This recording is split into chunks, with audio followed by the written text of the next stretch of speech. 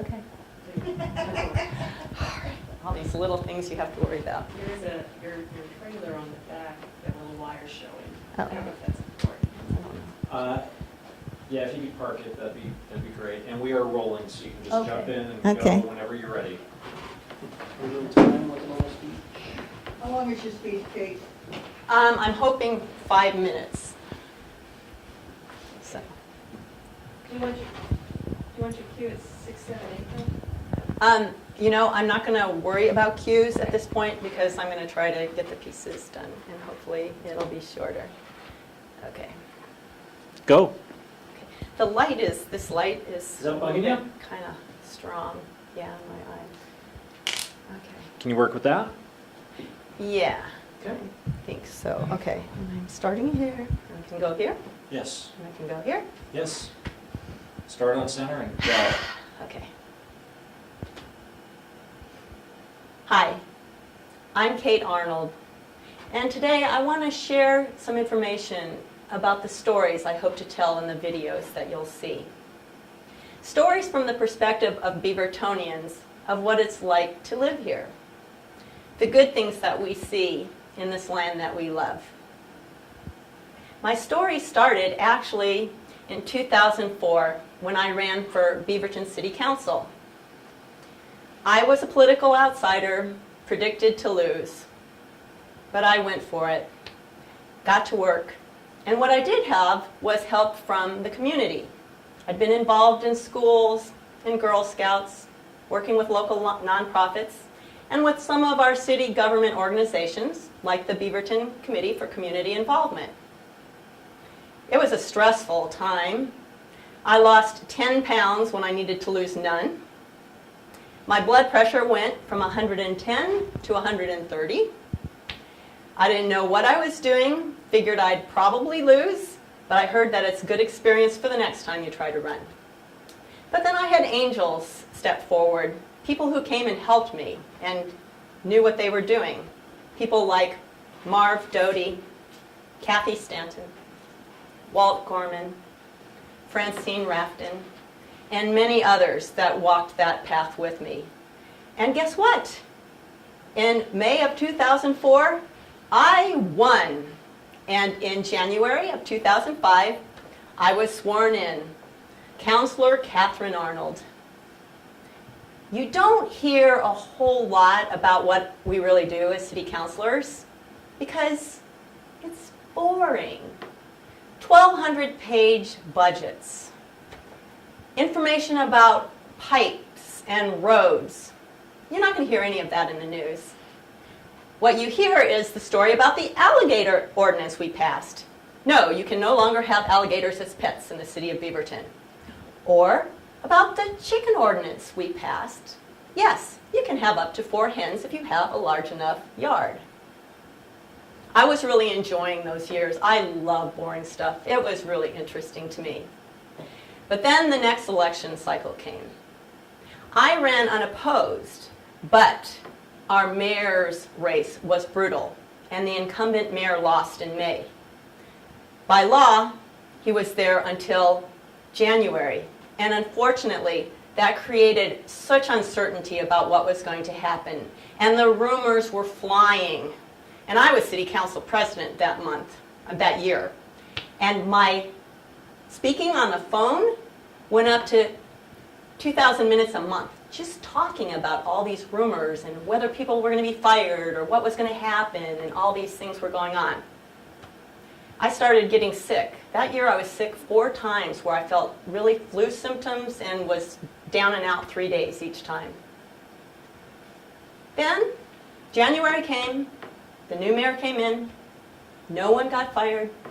We got back to work for planning for our future again. Unfortunately, in April of 2009, I got the news that I never wanted to hear. I had breast cancer, stage 3, triple negative, highly mutated. I needed to get on chemotherapy first right away to stop it from spreading.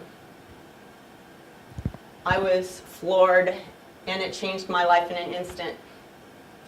Telling my 3 teenage kids that I had cancer and seeing the pain and the fear in their faces was one of the worst experiences of my life. The chemotherapy was brutal. I worked hard again. I went to see a naturopath. I was on 30 different lotions and potions and pills. I walked every day, be it less and less each day.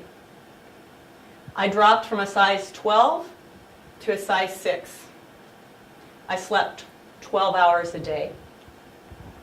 Finally, in the fall, I had my first of 2 operations, both breasts removed, and the start of reconstructive surgery because I decided I wanted to look normal.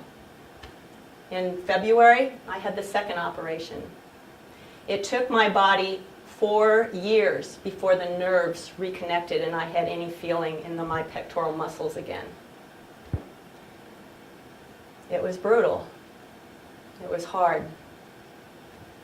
But the good news, it worked. I hit 5 years, and now I'm at 7 years. Past the magic 5-year point, my chances of it not coming back are well over 90%. I feel so grateful. But it did change my life. The chemotherapy killed a lot of the cancer, but a lot of good cells with it too. And it threw me into menopause. So my whole body was now in this phase where it's crapping out on me. I tried to do what I could, but I realized I'm coming to a new normal, and I had to look at my life differently.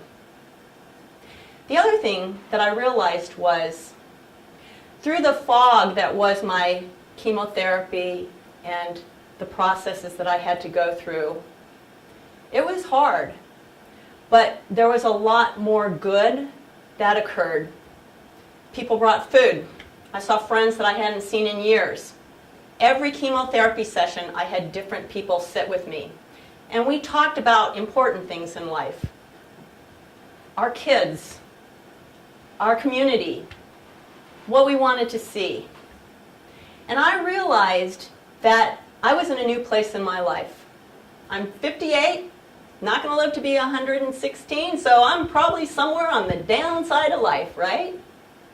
And my body's just going to continue to crap out on me unless I keep on working to keep it good. But there's so much good to share. And it makes me think about, when I'm gone, what's my community going to be like? What's the world going to be like for my children? And that's important to me.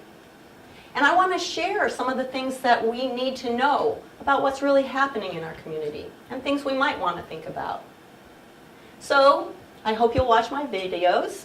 When you see Beaverton, the best of Oregon, that'll be information about some of the good things that are going on in our community. Some of it might be kind of boring, but stick with it because I'll also have the entertaining videos that show the humor of things from a Beavertonian perspective, but in good ways. Humor that makes us laugh and see things a little bit better and makes our world a better place. So I hope you will enjoy my videos, and I really hope you'll be inspired to talk with me and help create them so that we can set what we want to see, the impeccable world we would like for our community and for our children and for all the generations to come.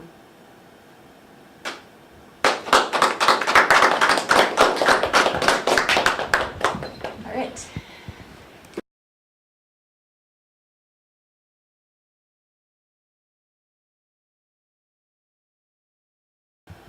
Three, two, one, rolling. The stories that I'm telling are about the good life that I see in Beaverton, Oregon. They're for my community, my children, and for you. Come share and enjoy. Nailed it. Okay. Yay!